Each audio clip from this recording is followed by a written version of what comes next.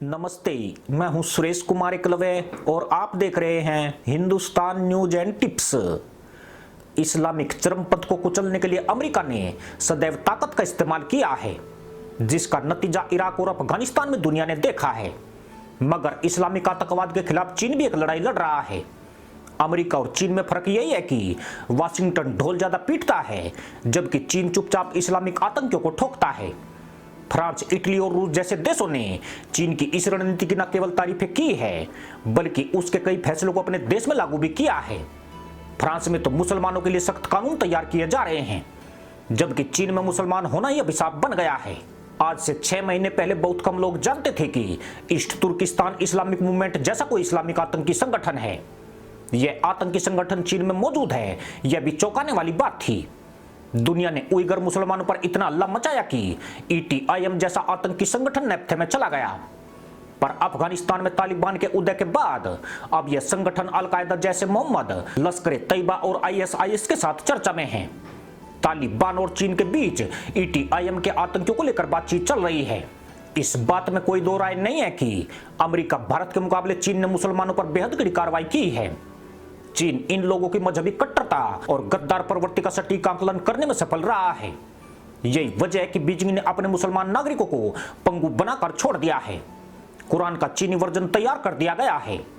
देश में मस्जिदों पर पूर्ण नियंत्रण किया जा चुका है। साथ ही धर्मांतर पर भी अंकुश लगाया गया है। इस मामले में चीन दुनिया के लिए प्रेरणा स्रोत है कि कैसे एक मजहबी जमात को कंट्रोल किया जा सकता है, वह भी तब जबकि पूरी दुनिया में इस्लामिक दहशतगर्द इस्लामी शासन कायम करने का ख्वाब देख रहे हैं और आधे से ज्यादा देशों में खून की नदियां बहा रहे हैं। चीन के बारे में कहा जाता है कि वह 100 साल बाद के बारे में सोचकर नीतियां तैयार करता है। अपनी इसी नीति के चलते चीन ने मुस्लिम देशों में सर्वाधिक निवेश किया है। बांग्लादेश, पाकिस्तान, खाड़ी देशों और अफ्रीका महाद्वीप के मुस्लिम देशों के अलावा अब चीन की सूची में तालिबान शासित अफगानिस्तान भी शामिल होने जा रहा है। अफगानिस्तान की कंगाल अर्थव्यवस्था के चलते तालिबान को अंतर्राष्ट्रीय मदद की बहुत जरूरत है, मगर दुनिया ने इस इस्लामी अमीरात से किनारा करके तालिबान को बड़ा झटका दिया है। पर उसके सामने चीन के रूप में एक विकल्प मौजूद है। वैसे भी जिन देशों को विश्व बैंक या IMF से मदद नहीं मिलती है, उनके लिए चीन के खजाने के मुंह खोल दिए जाते हैं। पर हमने कल ही कहा था कि चीन कभी भी मुफ्त में कुछ नहीं देता है, वह इसके लिए कई गुना कीमत वसूलता है। ऐसे देशों की मजबूरी यही है कि अंतर्राष्ट्रीय संस्थाओं से निराश यह देश चीन को कोई भी कीमत देने को तैयार हो जाते हैं। तालिबान ने ऐलान किया है कि वह चीन से मदद लेने जा रहा है। इस मदद के बल पर वह अफगानिस्तान की अर्थव्यवस्था में सुधार के प्रयास करेगा।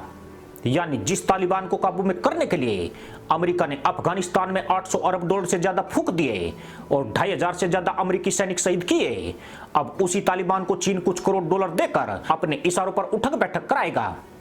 सिर्फ उठक बैठक ही नहीं होगी, बल्कि ETIM आतंकी संगठन को ठिकाने भी लगाया जाएगा। इसके साथ जो बड़ा बदलाव होगा वह यही कि एक और मुस्लिम देश चीन का गुलाम बन जाएगा। यानी चीन से चलकर पाकिस्तान के बाद अफगानिस्तान तक की बेल्ट भविष्य में चीन के साम्राज्य का हिस्सा बन जाएगी। इसमें मजेदार बात यही है कि चीन इन जाहिलों को कर्ज देकर उसका कई गुना मुनाफा वसूल करेगा। बाकी हित सिर्फ सूद के पीछे सूद के तौर पर हासिल किए जाएंगे। अमेरिका और भारत 20 साल से ज्यादा अफगानिस्तान में अफगानियों की तशरीफ थपथपाते रहे हैं, मगर अफगानिस्तान में मौजूद 200 लाख करोड़ रुपए की खनिज संपदा पर कभी हाथ डालने की कोशिश नहीं की। भारत जैसे बेशरम देश ने $3 अरब के प्रोजेक्ट जाहिलों को गिफ्ट करके गांधी की लंगोटी दुनिया में लहराने का अद्भुत मंजर प्रस्तुत किया है। अगर यही $3 अरब जाहिलों को कर्ज के तौर पर दिए जाते तो आज तालिबान भी उंगली पर नाच रहा होता। पाकिस्तान जैसा जाहिलों का मुल्क IMF से अभी तक मिले $3 अरब के लिए देश की आर्थिक नीतियां उसके हिसाब से तय कर रहा है। अफगानिस्तान के लिए तो यह रकम पाकिस्तान के मुकाबले बहुत ज्यादा थी, पर यह इस देश के नीति निर्धारकों की अकर्मण्यता है जो वोट बैंक का ध्यान रखकर विदेश नीति तक तय करने लगे हैं। आज 20 साल बाद अफगानिस्तान से गांधी की लंगोटी लेकर भागना पड़ा तो गोड से कहीं न कहीं सत्य जरूर नजर आता है। यानी इन जाहिलों पर भरोसा करना सदैव हानि ही पहुंचाएगा। आज की घड़ी मुसलमानों का सबसे ज्यादा उत्पीड़न चीन में हो रहा है। ऐसे में यह सवाल बहुत उठता है कि कश्मीर, फिलिस्तीन और काराबाग के मुद्दे पर तहमंद फाड़ने वाले मुस्लिम देश चीन को लेकर क्यों खामोश हो जाते हैं। दुनिया का पहले नंबर का आतंकी मुल्क पाकिस्तान, जो खुद को जाहिलों का नेता मानता है, उसके कट्टर आतंकी तक उइगर मुद्दे पर चुप्पी साध जाते हैं। यह सब चीन की सैन्य ताकत का भय नहीं है, बल्कि चीन की कर्ज डिप्लोमेसी का नतीजा है। चीन ने मुस्लिम देशों के मुंह पर ताले जड़ने के लिए वहां अंधाधुंध तौर पर कर्ज दिया है। चीन भारत की भांति निवेश नहीं करता है। निवेश का नतीजा क्या होता है, भारत ने हाल ही में अफगानिस्तान में देख लिया है। चीन की पॉलिसी में किसी भी देश में आधारभूत संरचनाओं के निर्माण में मदद करना जरूर है, मगर चीन वहां की सरकारों को यह मदद लोन के तौर पर देता है। दुनिया के किसी भी देश में एक पिलर तक चीन ने मुफ्त में खड़ा नहीं किया है। भारत तो अफगानिस्तान में बांध, स्कूल, अस्पताल और संसद भवन तक फ्री में बनाकर भाग आया है और यहां पर गांधी के चश्मे की वैल्यू तक निकाली जा रही है। साल 2000 में भारत, रूस और ईरान ने उत्तर दक्षिण परिवहन कॉरिडोर यानी INSTC पर सहमति जताई थी।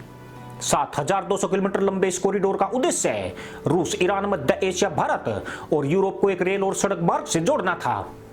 इसे चीन की वन बेल्ट वन रोड का जवाब माना जा रहा था, पर अफगानिस्तान में तालिबान के आने से यह प्रोजेक्ट भी गड्ढे में चला गया है। इतना ही नहीं, भारत ने $152 मिलियन की लागत से वाणिज्यिक व्यापार के दौरान पाकिस्तान को बाईपास करने के लिए 2009 में रूट 600 के रूप में जाने वाली सड़क बनाई थी, जिस पर अब तालिबान का कब्जा हो गया है। साल 2011 में जब अफगानिस्तान में भयंकर सूखा पड़ा तो भारत ने 2.5 लाख टन गेहूं फ्री में देकर वाई कराई थी। ऐसे में सवाल जरूर उठता है कि अफगानिस्तान में इतने निवेश और दान से भारत को क्या मिलता था, या फिर भारत भी तशरीफ उठाऊ गिराऊ की नौटंकी देखकर भावी भोर हो रहा था। इसके पीछे 3 ही वजह थी। पहली बात यह कि भारत के अफगान के साथ प्री इस्लामिक पारंपरिक संबंध है और यह कभी भारत का पड़ोसी मुल्क हुआ करता था। दूसरा यह कि यहां भारत गणतंत्र लाकर खुद को महान दिखाना चाहता था। तीसरा, पाकिस्तान को इस देश से दूर करना था। अफगानिस्तान में भारत ने निवेश करके और मुल्लाओं को फ्री में भारतीयों के टैक्स का अनाज खिलाकर दुनिया में बहुत नाम कमाया है, पर यह बात भी गौर करने लायक है कि भारत अभी फ्री में बांटने लायक देश नहीं बना है। इस देश की अपनी अनगिनत समस्याएं हैं। भारत यह काम अफगानिस्तान को कर्ज देकर भी कर सकता था, जिस पर लगने वाला सूद कम करके अफगानिस्तान का हितैषी बनकर दिखाया जा सकता था। यानी भारत ने इस जाहिल देश की दोस्ती की खातिर अरबों डॉलर सुहाग कर दिए। पर इतना सब कुछ होने के बाद भी लोग कह देते हैं कि आम भारतीयों की समझ में विदेश नीति नहीं आती है। पर भारतीयों को यह जरूर समझ में आने लगा है कि उनके टैक्स का पैसा जाहिलों के हलक में उतारा जा रहा है। विदेश नीति एक दूसरे के हितों पर आधारित होती है। चीन इसका इस्तेमाल इस हाथ ले उस हाथ कई गुना दे के तौर पर करता है, जबकि भारत यही कहता है कि तुम लेते जाओ, बाद की बाद में देखेंगे। जिस लोकतंत्र के लिए भारत ने हाय तौबा मचाई है, वह खुद भारत के लिए अभिशाप बना हुआ है। यहाँ कोई भी एरा गैरा दिल्ली में सड़क घेर कर बैठ जाता है। 4 टोपीबाज तालिबान के समर्थन में नारे लगाने लग जाते हैं। कोई भी नेता देश को तोड़ने वाले बयान दे देता है और प्रशासन हाथ पर हाथ रखकर बैठा रहता है। ऐसा लोकतंत्र की वजह से ही होता है। अगर लोकतंत्र में डंडा तंत्र भी समाहित कर लिया जाए तो फिर लाल किले से तिरंगा उतारने वाला कोई नहीं बचेगा। सड़कों के बीच पीर की मजार भी नहीं मिलेगी और देश में चांद तारे के झंडे भी नहीं लहराएंगे। ऐसा लोकतंत्र कई देशों में आज इस्लामिक आतंकवाद को खुला आमंत्रण दे रहा है। इसी के साथ अनुमति दोस्तों, जय जवान, जय किसान, जय हिंद, वंदे मातरम।